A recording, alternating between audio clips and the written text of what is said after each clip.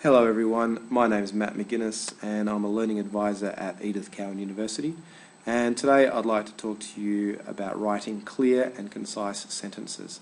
So, the topics we're going to talk about: what is a sentence, subject, verb, object. We're going to talk about some noun phrases and also adverb phrases. We're going to talk about sentence length and passives, sentence fragments and parallel sentences. So, let's go. First of all, what is a sentence? Well, a sentence is a complete thought or a complete idea. It starts with a capital letter and ends with a full stop. It might also have a question mark or maybe an exclamation mark. The sentence usually has the following order in English: subject, verb, object. So what is a subject, verb and an object? Well, looking at this simple sentence, the iPhone has a large screen. So the subject is a noun that comes before a verb. For example, the iPhone. So the iPhone in this situation is the subject. The verb, well, that's an action word. So a word like have. But in this case, we change it to has because we're talking about the iPhone. It has. But the base form of the verb is have. Other verbs: be, do, go, eat, see, become. All of these are all verbs, action words. And finally we have the object, so a large screen. So what is an object? An object is a noun that comes after a verb. So, again, a few simple examples. People. People are the subject. Live is the verb in houses, and houses being a noun that comes after the verb, we call an object. Another one, Japan has, verb, a large economy. So a large economy is an object. So these are sentences. They're a complete thought or a complete idea, but they're very simple. They're not very academic. So how can we make these sentences more academic? Well, we can use noun phrases. We can add to the information by making a noun phrase. For example, a word such as problem. That's just a simple noun. A noun is a thing. It could be a computer or a pen or a piece of paper is a noun.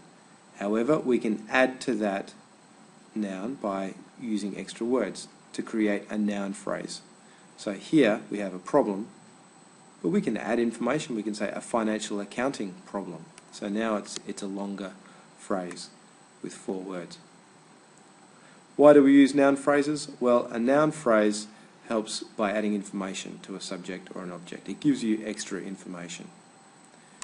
And when we use a noun phrase in a sentence, it's like a noun. So grammatically, it acts like a noun. So let's look at some examples. So here we have a simple noun, a marker. It's something that I write on the whiteboard with. I'll write with a marker.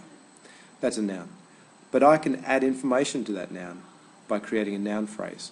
So a black marker. Then I can add more information. The black marker in my hand. So that's a longer noun phrase.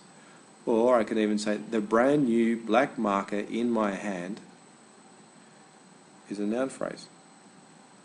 So a simple sentence, a general sentence might be, the marker is useful. However, if I want to write in a more academic and more precise way, I would say the brand new black marker in my hand is useful. So you can see that I've created a really nice sentence here just by using a noun phrase.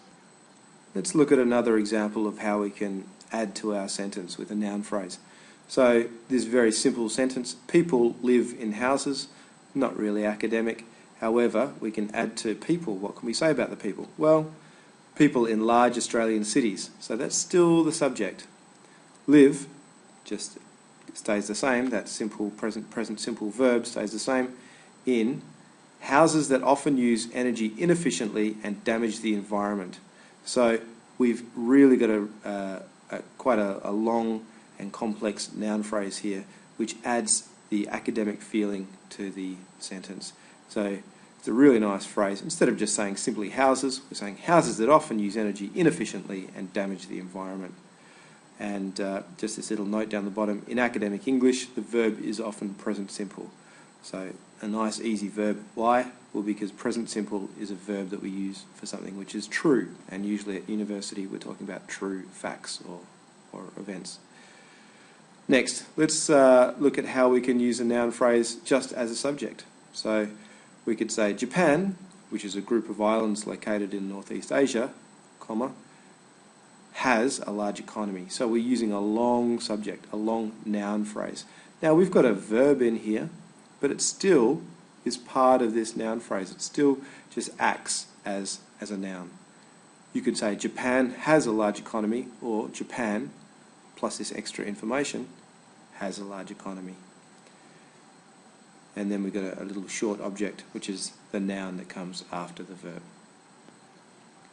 Alternatively, we could use a noun phrase for an object. So we have a very short subject. Japan has, so again present simple, very simple verb, has one of the largest and most industrialised economies in the world. So we've got a nice long object here because we're extending the economy and we're just saying it's largest and most industrialised. We're giving extra information by adding to our noun.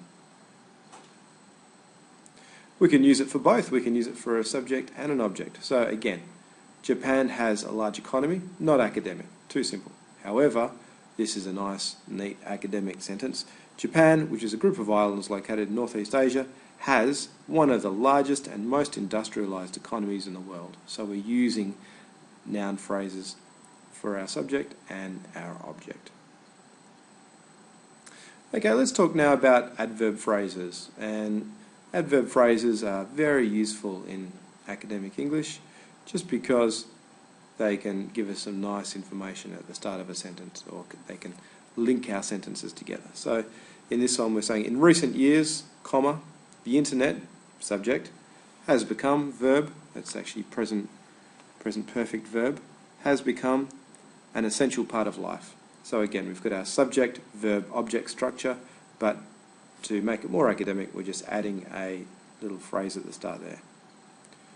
Other adverb phrases you could use nowadays, these days, firstly, secondly, finally, all of these little phrases are nice to add.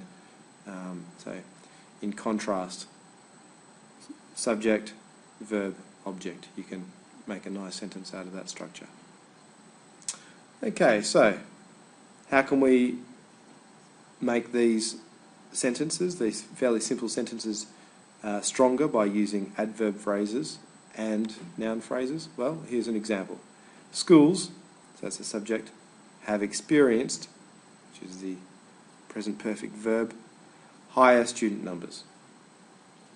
But we can add, in recent years, comma, high schools in remote areas of Western Australia. So we're adding information to schools. Have experienced, the verb stays the same, and then your long object there. Instead of high student numbers, we're saying high student numbers from Indigenous backgrounds. So we're being more concise, we're being more specific. We're actually saying the information in a clearer way. Another problem people have is sentences which are way too long. So this sentence, 51 words.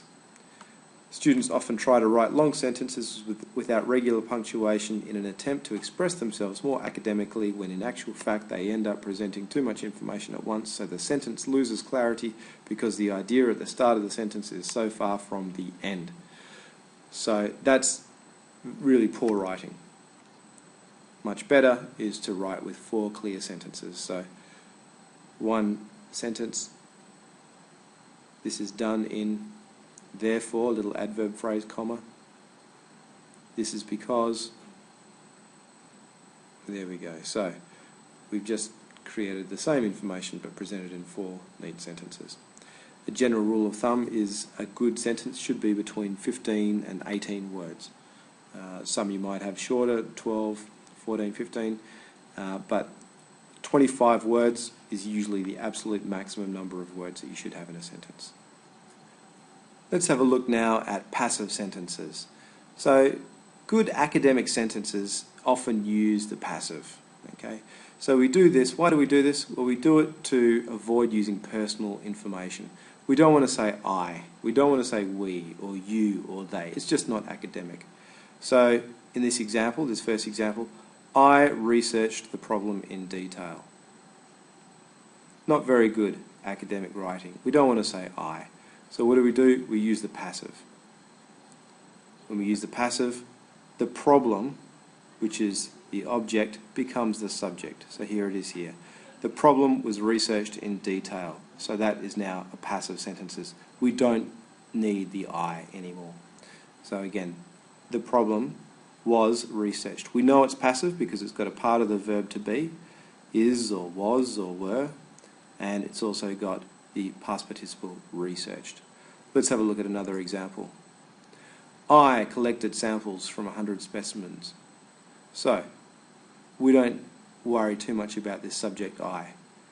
Collected, okay, that's important, and samples from 100 specimens. So how do we make the passive? Again, we get the object and we put the object as the subject. So samples from 100 specimens were collected. And notice how we don't need I anymore. So this is good for paraphrasing. This is good for writing good academic sentences. I becomes unnecessary, and that's academic. We don't want to talk about your personal opinions all the time. Also, parallel sentences. So here we've got a couple of examples of a good one and a bad one. This first sentence is not parallel because the types of words do not fit the same structure. So three main types of communication include verbal communication, communicating by using body language, and writing. So this one's a longer phrase. This is just one word. Verbal communication, an adjective and a noun. They're different kind of types of word structure. However, we can change the word form to make it consistent. So this is a much better sentence. The three main types of communication include verbal, non-verbal, and written communication. There you go, a nice parallel sentence, which is neat and easy to read.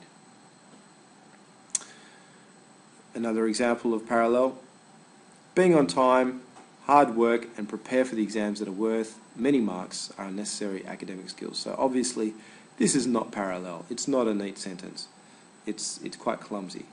So how can we make it parallel? Well, we use the same word form. We use that ing form 3 times. Being on time, working hard, and preparing for important exams are necessary academic skills. Much better. Let's turn now to sentence fragments. So a fragment is a part of a sentence. Students will often write sentences which are incomplete, which is what we call a fragment. For example, you might just have the sentence, so that the students could ask any questions. That's not a complete sentence. It's not a complete idea. It's just half an idea. So, to make our fragment better, we need more information. The extra tutorial was organised so that the students could ask any questions. So now we've got a nice full sentence, not this half sentence here.